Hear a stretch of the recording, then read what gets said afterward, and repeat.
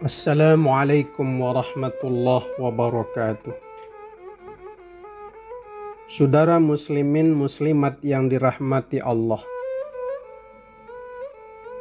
Di dalam kitab Tanbihul Ghafilin disebutkan, apabila ada seseorang mempunyai tamu, maka tuan rumah harus melakukan 3 hal. Dan tamunya juga harus melakukan 3 hal. Bagi tuan rumah, 3 hal yang harus dia lakukan adalah: pertama, tidak memaksakan diri dan tidak berlebih-lebihan. Kan ada tuh untuk menyambut tamunya lalu memaksakan diri dengan menyiapkan berbagai macam jamuan, berutang dengan orang lain. Nah, ini bertentangan dengan apa yang disebutkan tidak boleh memaksakan diri, tidak boleh berlebih-lebihan. Jadi sebagai tuan rumah ingat itu. Kemudian tidak menghidangkan makanan kecuali yang halal. Dan yang ketiga, harus memelihara waktu sholatnya. Jadi jangan gara-gara tamu tidak sholat.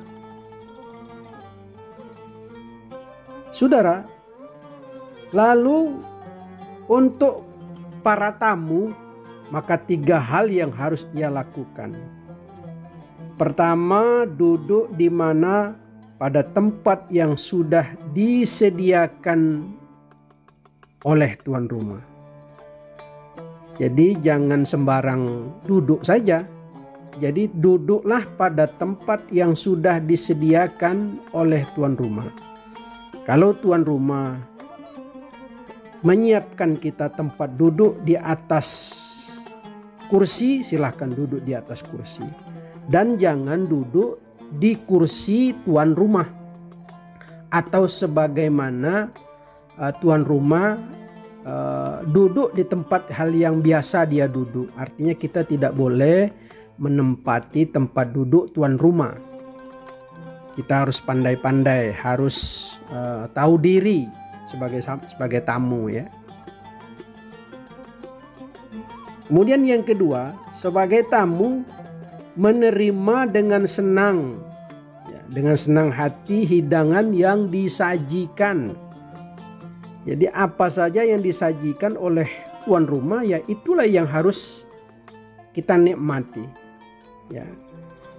Jangan merasa, jangan banyak memilih, jangan banyak permintaan.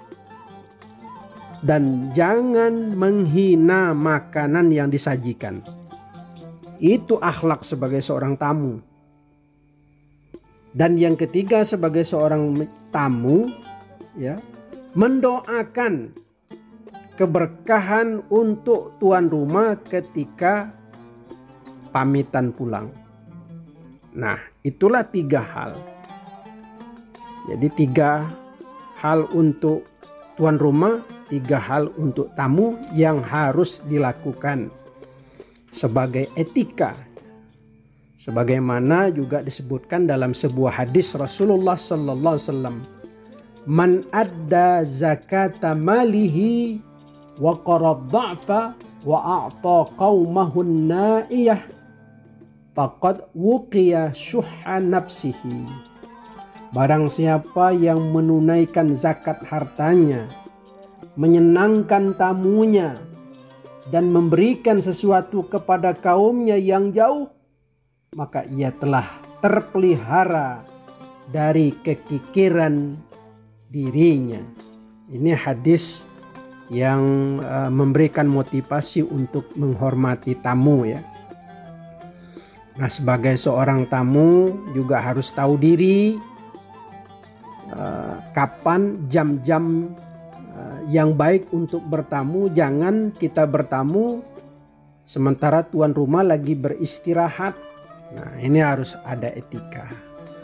Baik, demikian dulu. Insya Allah akan kita lanjutkan pada pertemuan mendatang. Demikian, wallahu muwaffiq ila aqwamit thoriq. Assalamualaikum warahmatullahi wabarakatuh.